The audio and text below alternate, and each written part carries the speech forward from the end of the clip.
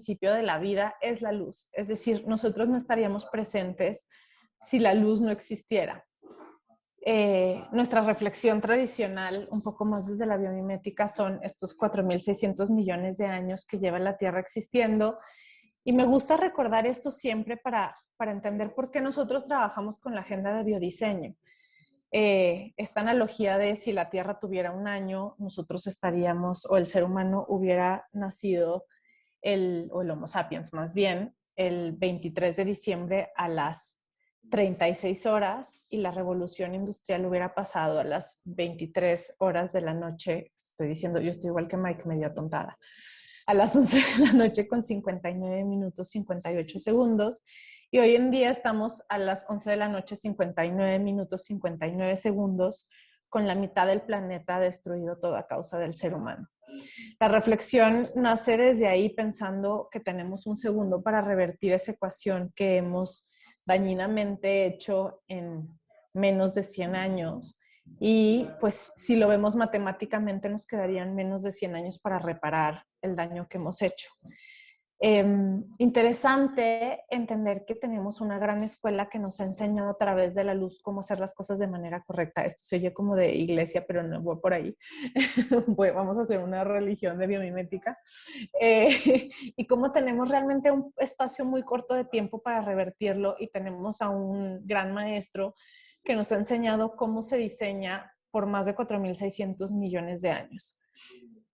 Está que han visto muchas veces, pero yo prefiero ser redundante y decir, puta, ¿cómo se nos olvidó en algún punto que el ser humano no es más que una pieza en un sistema y no un protagonista de la historia?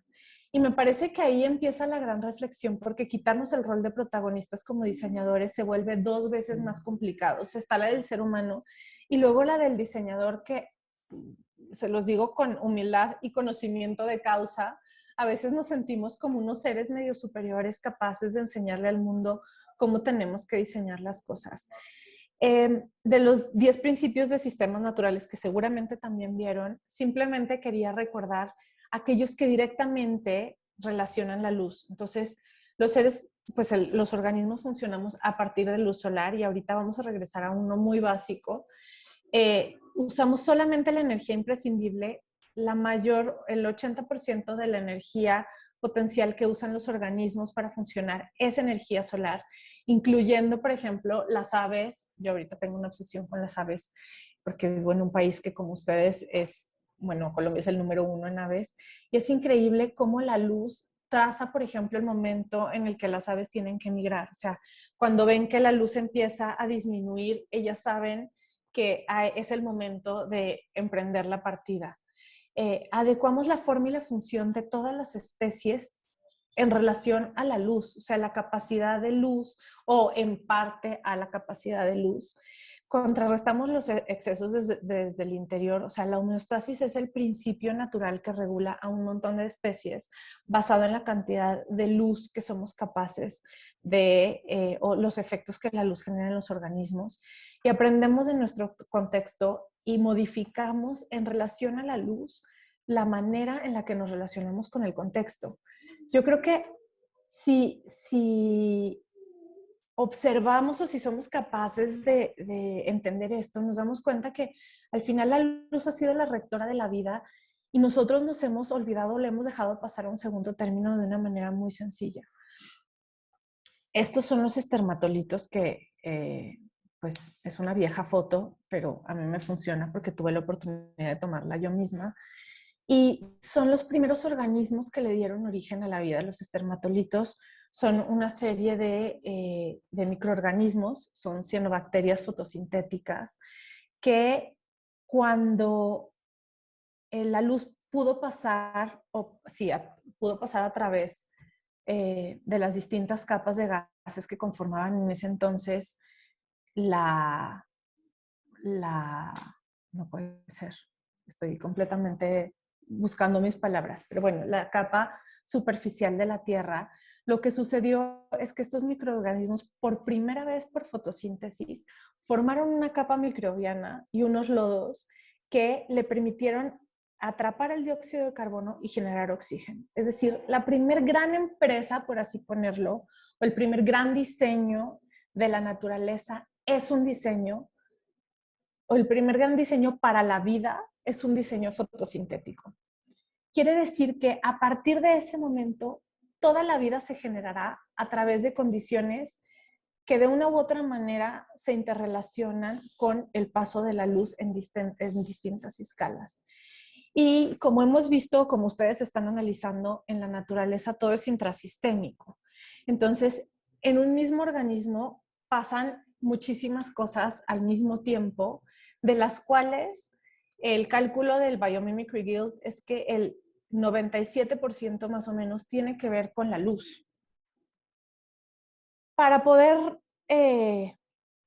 irnos a una escala más pequeña, voy a hablarles de 4 principios, porque principios que se relacionen con la luz hay un montón, pero me gustaría enfocarnos en 4. En el fototropismo, que yo sé que es el que tienen, y el heliotropismo, pues que están como muy de la mano, son los que con los que están trabajando principalmente, la homeostasis, la fotosíntesis y la diversidad genética a través de la luz. Entonces, como ustedes bien han visto, los sistemas son organismos supremamente complejos y a la vez supremamente sencillos, y eso es bellísimo, que a través de unos principios muy, eh, como muy enfocados en invertir la menor cantidad de energía posible, hacen que podamos trabajar en escalas macro con unos principios que se correlacionan entre sí. La escala macro tiene unas características súper interesantes y pensando en cuál es la escala macro que queremos abordar, si la del mentor que ustedes están usando o la del proyecto que nosotros, o la del proyecto que van a producir, quería compartirles una primera apreciación. Entonces, sabemos que el mentor está en un ecosistema, en una comunidad, en una población, y es un organismo y luego tiene una serie de subcapas hacia abajo. Y a la vez, el proyecto que ustedes están produciendo o están diseñando también tiene una escala, y la correlación que eso genera es donde en este momento me parece que vamos a poner el foco de interés. Es decir, sabemos que el ecosistema de la planta es fundamental para obtener información, pero podemos escoger distintas variables para aplicarlas al proyecto. Entonces, por ejemplo, a veces podemos aplicar principios de una comunidad al sistema que nosotros vamos a diseñar, o podemos entender cómo funciona un organismo que podría ser una escala más pequeña para aplicarlo a una ciudad. Y sobre estos ejemplos es que me gustaría como poner el foco. Voy a usar 3 ejemplos con cada uno de, más bien, utilizando estos principios que me parecen interesantísimos de la naturaleza para poder después desglosar del micro al macro o del macro al micro, dependiendo. En esta ocasión, para este ejercicio, la especie que se utilizó es un Epipremium aureum. Los 2 principios son 2 ejercicios contiguos sobre la misma especie, son fototropismo y heliotropismo, y regresando un poquito a la tabla, entonces lo que se usó es el análisis del tejido para aplicarlo a una estrategia de diseño. Analizando el tejido, bueno, voy a regresar un poquito a algo que ustedes seguramente también ya saben, pero entonces entre el fototropismo y el heliotropismo pues hay una relación completamente simbiótica, ya que pues el fototropismo lo que hace es, en relación a la luz, modificar la condición de una planta a una posición fija, y el heliotropismo es esa condición que le permite al organismo moverse y regresar y no tener un movimiento unilateral, ¿no? Entonces, normalmente en las plantas el fototropismo y el heliotropismo están completamente vinculados, porque el fototropismo lo que hace es lentamente en el tiempo ir modificando las condiciones celulares para después proponerle un lugar fijo a la planta para establecerse o buscar las condiciones de captación de mayoría de luz y el heliotropismo lo que va a hacer es después estos micromovimientos, o a veces no tan micro como sabemos, hay especies tipo los girasoles que tienen movimientos bastante más abruptos para coincidir con la luz en algún momento. Entonces, estos proyectos ambos trabajan con fototropismo y heliotropismo al mismo tiempo. Una cosa que es muy bella de la naturaleza y que todos la sabemos es que es capaz de trabajar con muchísimas variables al mismo tiempo y reducirla a respuestas sencillas a pesar de toda esta condición. Entonces, para poder aplicar la condición específica de esta planta en un ejemplo, se escogieron un sitio con unas condiciones de viento y de luminosidad variables en relación al viento que volvían el ejercicio mucho más interesante porque les permitía analizar la planta con unas condiciones heliotrópicas externas, es decir, con heliotropismo negativo hacia la planta. El mecanismo obviamente contemplaba también unas condiciones de luz, con lo cual las variables eran lluvia, humedad que producida por el sistema, luz y viento. Para empezar a hacer el análisis, obviamente la mayoría de los diseñadores empezamos desde el organismo, es decir, si vemos otra vez en el plano escalar, casi todos escogeremos, y eso se va a volver muy interesante para la conclusión, casi todos escogemos un componente. A veces parte desde la célula, a veces parte desde el sistema. Pero la mayoría de los arquitectos pensaremos que la referencia más viable para poder desarrollar un proyecto es la elección de un componente. Este ejercicio, como muchos otros, parte del entendimiento morfológico del componente en relación a las tres variables que les presenté: aire, lluvia y viento, lluvia y sol. Y empieza a hacer estos ejercicios de entendimiento del componente para la adaptabilidad de una escala macro.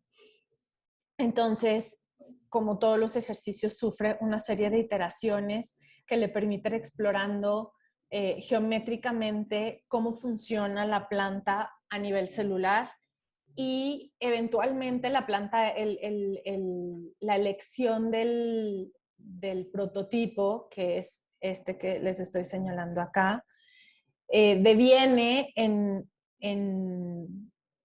aquello que se parece mucho más al comportamiento de la planta.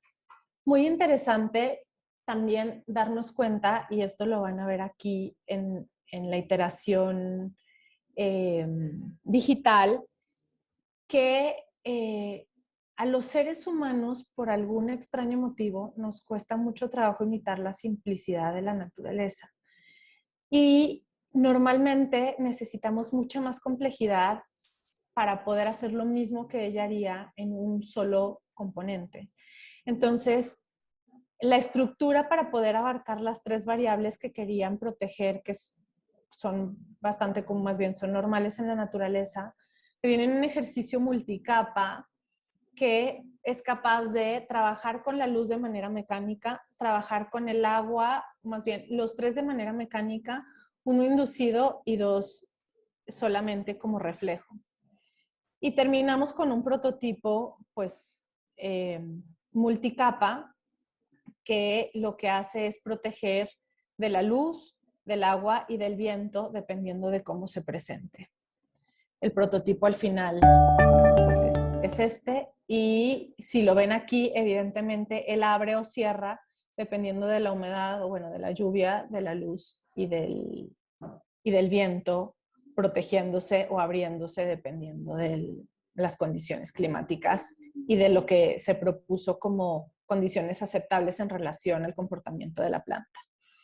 El segundo ejercicio, que está basado en la misma planta, otra vez desde una aproximación morfológica, lo que hace es entender el comportamiento móvil o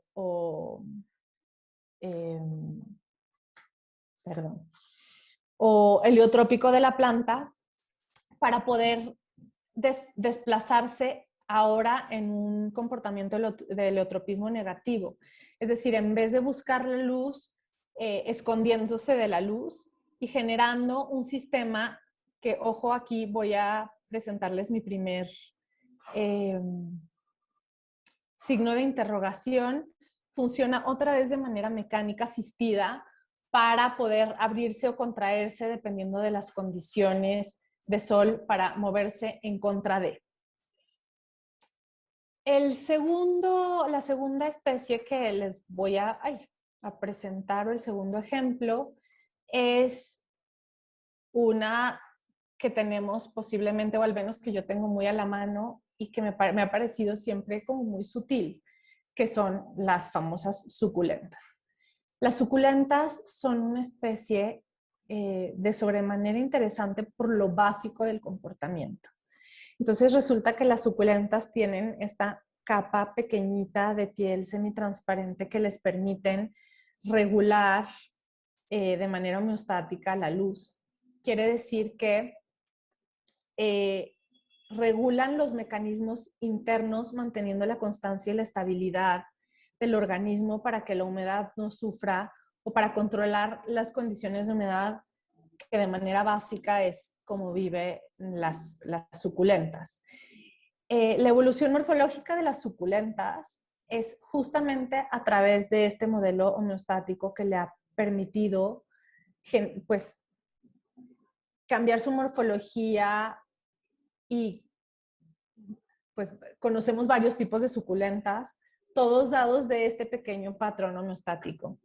Entonces, para que la suculenta o el funcionamiento de la suculenta y la luz es que tiene, como les decía, esta pequeña capa que entra por la parte superior de la planta y tiene unos pequeños cristales que le permiten disipar o reflejar de manera interna la luz y llega a los granos de clorofila que se distribuyen y es así básicamente como transmite la luz y vive la planta.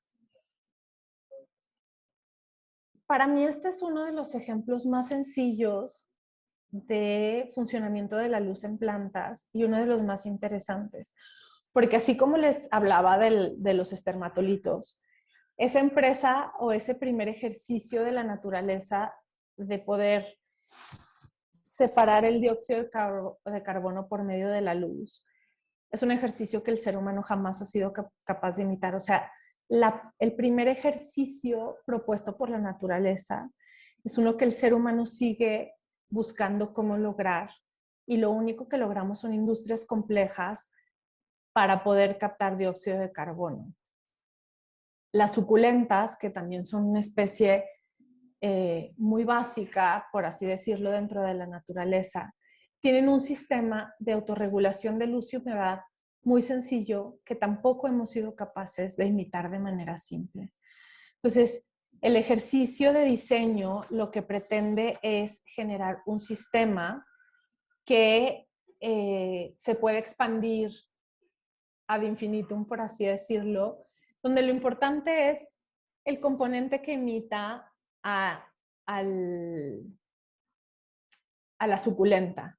Entonces, con pequeños, pues sí, con pequeños componentes o válvulas de luz, no sé si ustedes hayan visto seguramente estos como solatubes que les dicen, que son unos tubos que permiten meter luz a espacios muy oscuros, pues el principio es más o menos el mismo.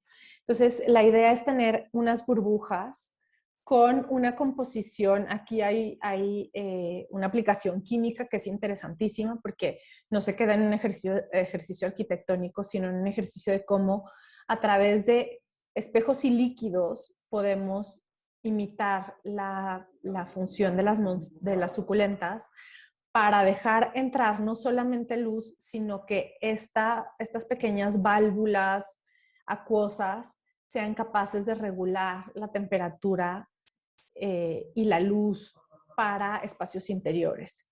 Entonces, evidentemente, pues siempre se busca que tenga una aplicación lo más real posible. Entonces, el sol de verano, como validándola con el sol de verano y el sol de invierno, y entendiendo cómo en el verano la misma posición del componente le permite reflejar la luz y densificar el líquido químico contenido, y en el invierno como a través del calor el líquido se expande, que es lo mismo que sucede en la suculenta, para poder dejar pasar luz y reflejarla al interior, así como que el líquido contenga la cantidad de calor necesaria para que solamente pase al interior lo que debiera. Si les soy honesta, esto suena súper, o sea, esto suena a lo menos que deberíamos estar haciendo en diseño.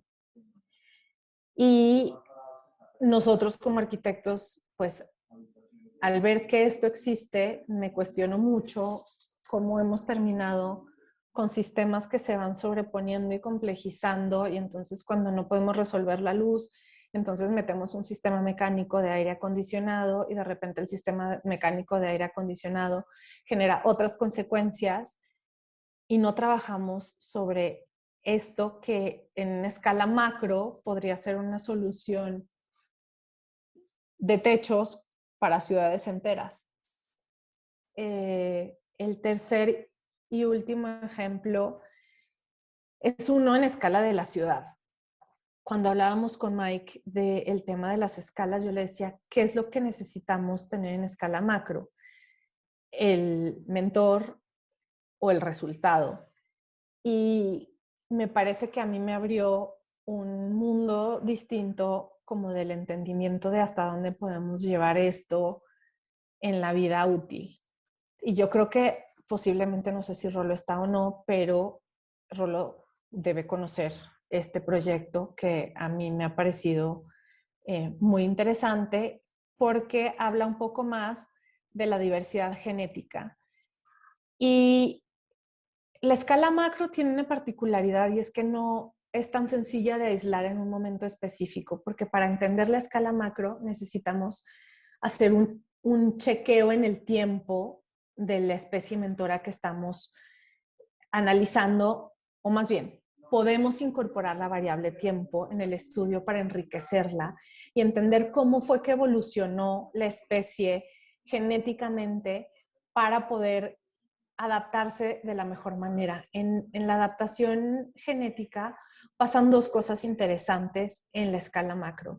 La primera es que si tenemos una población, entre comillas, vieja, es decir, cuyos individuos vienen evolucionando con el medio ambiente por mucho tiempo, el individuo tendrá las condiciones óptimas para estar en ese medio ambiente, pero será el menos fuerte morfológicamente.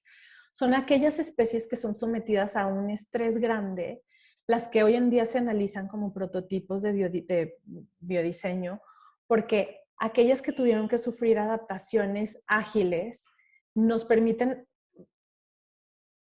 estudiar y estructurar o entender el camino de las posibles modificaciones posteriores del organismo. Entonces, en un proyecto de estudio muy grande, o sea, esto que les voy a presentar es más o menos un resumen de una especie, porque implica para mí toda la complejidad y se resume en bastante simplicidad sobre un proyecto.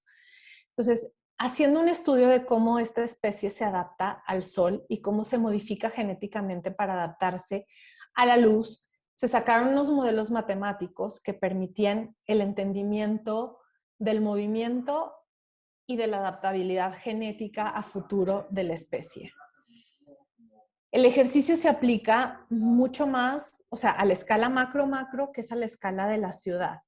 Entonces, entendiendo cómo el sol se puede reducir a un vector sencillo, el estudio lo que hace es ver cómo el sol funciona en las ciudades tradicionales para ver cómo podríamos diseñar ciudades basadas en el desarrollo de especies genéticamente modificadas. Lo primero que brinca, evidentemente, es no solamente los espacios llenos, sino todos los espacios vacíos que se necesitan para la supervivencia. Y esto suena muy básico, pero yo creo que sí ha habido un momento histórico que nos ha mostrado cómo el vacío es mucho más importante que el lleno, pues es la pandemia, y su necesidad de áreas de, de, de compresión de las ciudades. Entonces, basado en la matemática que proporciona a nivel celular la planta, se calcula la matemática para la cantidad de vacío que una ciudad debería de soportar. Estoy tratando de simplificar porque el ejercicio es bastante complejo. Es decir, lo primero que sucede es un entendimiento de la célula del organismo para aplicarlo a la célula del macroorganismo. Con ello empezamos a hacer un ejercicio de la cantidad de carga que el organismo es capaz de soportar. Una planta, si la analizamos celularmente, también soporta una carga específica de organismos externos e internos a la que ella es capaz de darles vida. Y como todos habremos visto en la naturaleza, cuando la capacidad de carga se ve superada, la especie muere. Entonces, si a un árbol llegan, no sé, si a un árbol le plantamos 20 bromelias, eventualmente las bromelias consumirán más energía que la que el árbol es capaz de dar, y eso hará que la especie muera. Nosotros no calculamos o somos un poco ineficientes en la capacidad de carga de las ciudades, y pues normalmente nuestras ciudades están diseñadas en relación a veces un poquito la luz y en general a la capacidad de carga, a la mayor capacidad de carga permisiva. Entonces colapsamos los sistemas. Este ejercicio lo que pretende es calcular la capacidad de carga de las ciudades en relación a la capacidad de vacíos, y el vacío es lo que entrega la cantidad de población que puede sobrevivir en este contexto. Los ejercicios después hay 5 iteraciones para entender 5 configuraciones distintas que funcionan con esto. Lo que es muy bonito o muy interesante, más que bonito, es que adaptar las condiciones de vida tradicional, o más bien a las que hemos convertido en tradicionales los seres humanos, implican unos ajustes predeterminados sobre la morfología de la ciudad. Entonces, haciendo un ejercicio con 5 tipologías de morfología generalizada, lo que se hizo fue ver, y aquí viene la complejidad, cómo generar modelos matemáticos que le permitan a la ciudad autocalcularse. ¿Y cómo se va a autocalcular? Primero, va a entender cómo esa población crece, y ahí es donde viene la parte genética, porque vamos a hacer la ecuación inversa a lo que haría una planta. Primero vamos a entender qué tengo que soportar, porque eso no lo vamos a poder cambiar. Cuando entienda yo qué es lo que tengo que soportar como carga, entonces vamos a ver cómo funciona la luz en la zona o en el lugar específico para el cual se está haciendo este planteamiento. Y una vez entendamos esas dos condiciones en conjunto, el modelo matemático nos permitirá unas posibilidades de ciudad en relación a la luz. Entonces, este es la iteración 1, sí, esta es la primera iteración, que genera una fórmula que aparte hace una cosa que para mí es súper sofisticada, porque el modelo también entrega el posicionamiento de las áreas de luz que la ciudad debe de tener.